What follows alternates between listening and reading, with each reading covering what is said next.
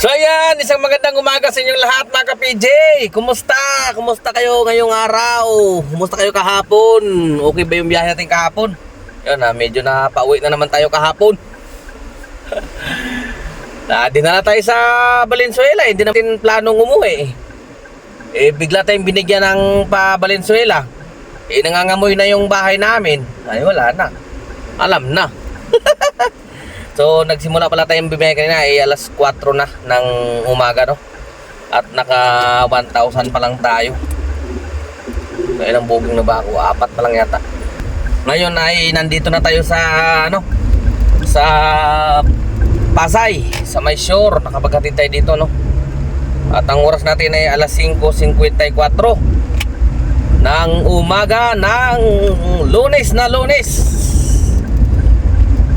May 5, 2025, no? At ako ay rolling papunta kila Ate Leslie. Nasisiyar ako. Kalibangon, mga kalibangon. At saka mag-almusal na rin. Saka mamantali ako kasi kailangan pagdating ng alas 6 makapag-online ako dahil meron akong incentive ngayon na 400 pesos. Alas 6 hanggang alas 10, alas 4 hanggang alas 8. Kailangan mabuo ko yung 11 rides sa mga oras na yan, no? Bali 8 hours yun, 4 sa umaga, 4 sa hapon. Kailangan mabuo yung 11 rides para makakuha ng 400 pesos, diba? Malaking bagay din yun. Sana makuha natin kahit 4 na araw lang. Kung 4 na araw sa 400, di 160 din yun, diba? Kaya nang alanganin ako, mag-alas 6 na. Punta pa ko rin Ate Leslie. Bilis-bilisan natin ng konti. Alright?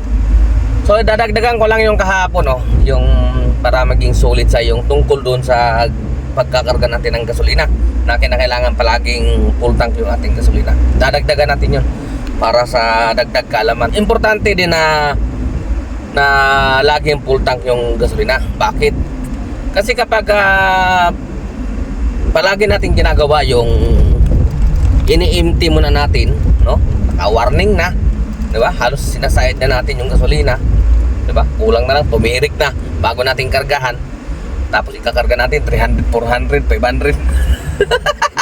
Naranasan ko 'yon nung araw nung nasa taxi pa. Dahil dati kasi yung mga unit ng taxi, karamihan diyan emptyhan talaga ang labanan. Kasi pag lumabas sa ibang driver nuubos yung gas, pagkarahe wala nang gasolina. Kakamot-kamot pa ng ulo doon sa harapan ng operator. Boss, short mo na ako ngayon, wala pang boundary. Ganun ang kalakaran, kaya laging empty yung gasolina. Kasi ang ginagawa nila, para lang makabuo ng boundary, doon gasolina ang pinagdiskitahan. Totoo yan. Ganyan dati sa taxi. Kaya na-experience ko yung mga ganun yung mga nagkakaroon tayo ng kaalaman. So pagka ganyan ang ginagawa natin sa ating gasolina, no? Laging empty, tapos kakargahan mo, doon nasisira din yung ating fuel pump, no? Tapos kasi nahihigop niya yung dumi, no? Unang-una na dyan yung filter. Sobrang dudumi kaagad yan dahil empty. Nahihigop niya yung dumi na nandoon sa gasolina. Kumbaga yung latak na yung nahihigop dahil nga palagi natin ginagawa yung empty yung ating tangke, di ba? Dahil paulit-ulit natin ginagawang empty yung ating gasolina, so anong hihigupin nung fuel pump? Karamihan latak na, di ba? Siyempre dudumi kaagad yung ating fuel filter. Pag dumi niyan, kakadyot-kadyot na yung takbo. Yun yung isa sa palatandaan, kapag bumibiyahe ka tapos nararamdaman mo parang kakadyot-kadyot yung takbo, no? Parang palyado siya tapos kakadyot-kadyot yan. Malamang yan fuel filter yan. Alright? O kaya fuel pump na, sira na yung fuel pump. Kasi masisira talaga yung fuel pump natin kapag ganyan, marumi yung nahihigop niya, di ba? Alright, so dati yung mga sasakyan kapag carburetor pa lang, 'di ba? Ngayon kasi computer box na yung gamit, 'di ba? Dati kasi yung ano natin gamit, yung mga makaluma ay yung mga ano yun, karburador. Kaya iniiwasan namin yun na palaging empty yung ating gasolina kasi mahihigop ngayon dumi. So pupunta sa karburador yan, magbabara siya. Tapos yung pinakabutas doon, yung ano ba tawag, nozzle ba tawag doon, yung jet niya, laging mapapasukan ng madadaanan ng ano, mga dumi, mga kalakalawang. Lumalaki yung butas, lumalakas siya sa gas. Okay? So ganun din dito ngayon, kahit sabihin mong ng computer box yan, pagka marumi nga yung ating fuel filter, lalakas din siya sa gas kasi hindi makakadaloy ng maayos yung gasolina no? Kaya ang gagawin natin, bombahin natin ang bombahin ng silindro para lang tumakbo, di ba? Hirap na hirap siya, pigil, no? Kaya ganun yung mangyayari, kaya talagang mapapalakas ka. Isipin nyo na lang na halimbawa yung inyong tangke ng gasolina, no? Sagad na, wala nang halos laman, di ba? Tapos siyempre, latak na yun nandoon. Pagkarga nyo na ng gasolina, di kakargahan, no? Pagbagsak nung gasolina papunta doon sa tangke, mababubulabog yung mga mga latak, yung mga dumi, di ba? Kaya nga iibabaw siya ngayon. Pag umibabaw na siya, ayun na, yun ay hihigupin. Doon mapupunta sa filter. Kasi hinihigop niya, di ba? Siyempre sasalain na muna niya. Doon napupunta sa filter. Kaya nga dudumi kagad siya. Alright? Nakuha nyo ba? Parang magulo, no? Pero parang tama naman siguro. Woo! Tsaka dapat nga meron lang tayong kinakargahan na gasolinahan. Kasi alam mo maintain mo na itong gasolina na to na pinapakargahan ko, alam ko kung malinis yung gasolina nila. Kasi meron naman talagang gasolina na marumi, may kasamang may tubig pa nga yung iba, di ba? Diba? Kaya nga sinasuggest ko na pilitin natin na halos isang beses lang tayo magkarga sa isang araw, diba? O kaya dalawang araw kung gaano kakabilis. O kasi yung isang full tank ko halos na uubusin sa maghapon Kaya araw-araw ako nagkakarga din, araw-araw. Isang full tank na yan. Tsaka siguraduhin natin yung kinakargahan natin nga. Tsaka wag na tayo masyadong tumingin dun sa masyadong mura. Kaya nga mura kasi mapapamura ka talaga Sira kagad ang fuel pump mo marumi. At saka, diba, kasi pre, alam naman natin, pag medyo mahal ng kaunti, kumbaga quality, malamang dyan, will maintain yung kanilang gasolinahan. Kaya, maayos, di ba? Maayos na serbisyo. Kumbaga, ganun lang yun. So, ito naman yung ating almusal ngayon. Ayun, Philippine tuna. Isang kanin, ang palaya, tapos ito, ipupuga natin dyan, sili. Okay, banat para malakas bumiyahe. Yan ang sikreto kaya malakas tayo bumiyahe. Hindi talaga tayo nito papayat. Sarap kumain Tara, kain mga ka-PJ. Let's eat. So nandito tayo ngayon sa Terminal 3 mga ka-PJ. Tayo ay nag-drop off dito Naghatid tayo dito sa departure. Alam nyo ba mga ka-PJ, himala nakakuha tayo dito Terminal 3 sa pick up 449 papunta ng Cubao. Tama-tama to. Kala maaga pa pala. Kala ko tanghalian na naman. So tara, ito na yung pagkakataon natin na makakuha tayo. Bibihira lang to, kaya tsamba to. Ayun may pila doon ano kaya nangyari, ba't nakakuha tayo ng pasahero dito? Tambak ba ang pasahero? Tambak ba? Woo! So ayun so serve tayo dyan sa papunta doon sa pick up. Mahaba siguro pila dito. Himala to, may antikan. Pampaswerte ito ngayon. Okay, so tara, let's go! Meron nga pala akong i-share sa inyo mga ka-PJ Sino dito yung madalas na nagbibiyahe sa Alabang lang Kapag po pala tayo ay naghatid dyan sa may sa may Ayala, Alabang, At pagbaba natin doon at may pumasok na booking anak ng tinapa. Tuwan-tuwa ka na sana. Ang problema ay bawal po mag-pick up doon ng hindi ka magpapaalam sa gwardiya.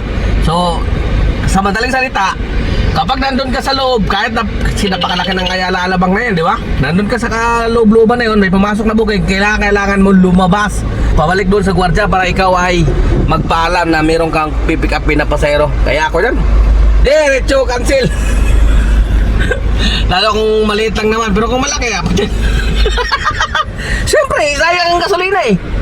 Isipin mo na lang eh, pagpapakahirap ka doon, puntahan mo pa yung ano, sa gate para magpaalam. Diba? Ang klaseng patakaran kasi nila na yan. Diba? Kaya ako, pagka maliit lang, ignore. Sayang oras. Alright. So ayan, touchdown tayo dito sa Victory Liner, no? Sa Cubao, ayun. Yan. Kakababa lang ng ating pasahero. At ang oras natin ay alas 10:42. At ang earnings natin ngayong umaga ay 4,551. Ang laki naman yan. Wala pa. Naka 11 rides pa lang tayo. Wala pa 4,500 yan. Di ba nga may pumasok na incentive ngayong araw? Tuwing Lunes may pumapasok. Kasi nga meron tayong nakuha nung nakaraan na 3,400. Kaya ngayong araw yun pumasok. Kaya 1 to yun. So ibig sabihin wala pang 4,000 yan. At ang earnings pa lang talaga natin ngayon ay 3,189. Alright. So naka 11 na bookings pa lang tayo. Ang oras natin ay alas 10:43. At ngayong umaga ay nakaramdam ako ng antok. Kaya ako ay magpapahinga para may panlaban ako mamaya. Alright, magpahinga tayo kahit mga 1 oras. Pwede rin lumampas ng 1 oras, pwede rin 2 oras. Oh. Siyempre, antok eh. Alright, so ganun lang talaga. Pag inantok, matulog. So, hanap po na tayo ng masisilungan, no? Dito sa Cubao. Tama-tama, ang oras natin ay alas 11:43 na. Eh, di kung magpahinga tayo ng 1 oras or 2 oras, di sakto na yun. Pag-gising natin, nakainan na naman, tanghalian na.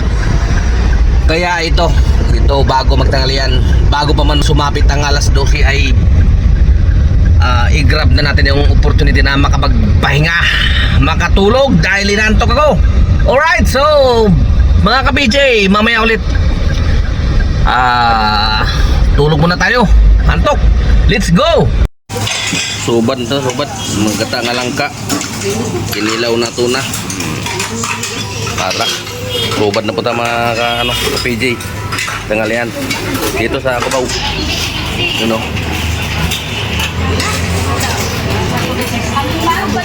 dito lang to sa Cubao. Ganito mga ka-PJ yung opportunity. Yan. Pag naka-sit din, nakatulid doon, naka-sit din na kasi ako. Kahit hayaan mo lang siya, yan, papasukan din ng opportunity. Napakaraming pasahero kasi. Dito tayo ngayon sa Buenondo. Napakaraming pasahero. No? Kanina pa ako pinapasukan ng opportunity. Dati, in-ignore ko lang muna. Alright? Ayan o, opportunity na naman o. Saan mapunta? Kasi pa-uwi na ako ng Valenzuela eh. Ayan na naman o. Saan na naman to? Mulupi siya. Pa-uwi natin ng Valenzuela eh. Ito 1,195. Saan papunta? Dasmariñas. Ayan na. Yan na nakalagay o. Accepted. Ito 159. Palayo. Valenzuela, bigay mo sa akin Valenzuela. Para ang oras natin alas 7:13 na. Uwi na tayo mga ka-PJ. Tayo ay uuwi na bukas naman. Tayo yung 1,000 mahigit na, yung 1,195 ba yun? Kung pauwi lang tayo ng Cavite, laking bagay yun. Galing dito, panalo. So nakaano pa lang tayo mga ka-PJ, 5,392. 22 na bookings, no? Sana makakuha pa tayo kahit pa Valenzuela. Kung hindi tayo nabigyan ng ng city, diretso na tayo, akit na tayo doon sa may C3. Yun na naman, no? 800 na naman, no? Saan mapapunta yan? Kainta. Kumbaga ganito talagang rush hour tapos summer yan, dami talagang pasahero.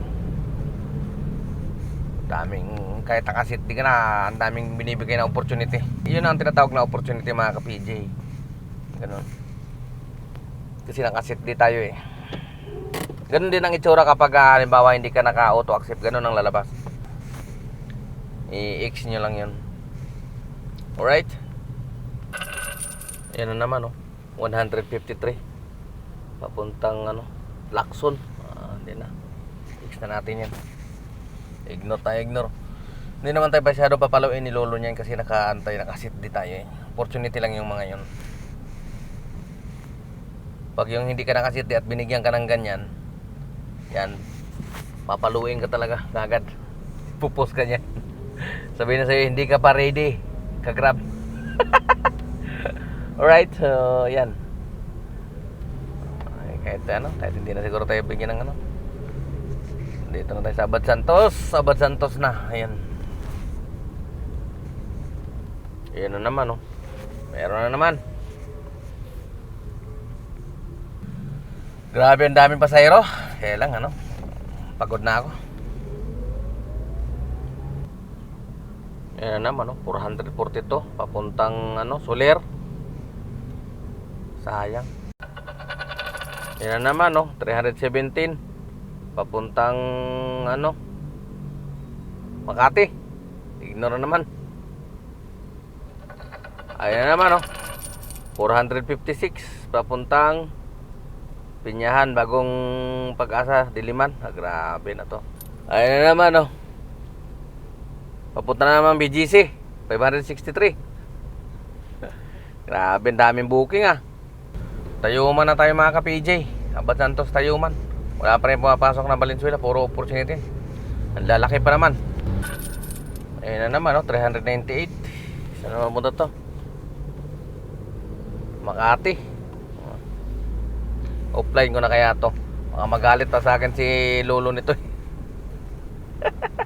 Magalit sa akin sa katagalan kaka-ignore ko wala pauwi na tayo So ayan, mga ka-PJ, dito na talaga ako magtatapos. Ayun, walang nadagdag sa ating earnings. Ayun, 5,392 pa din. 22 jobs.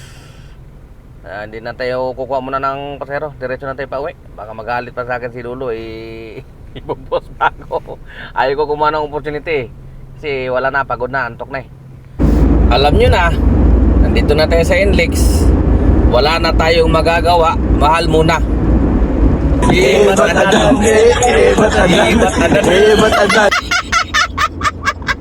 Sabay sa uso. So dito na ako magtatapos, mga ka-PJ. Maraming salamat sa inyong panonood, At salamat din sa walang sawang suporta at sa mga palagi nakabang sa akin mga videos. Maraming salamat po.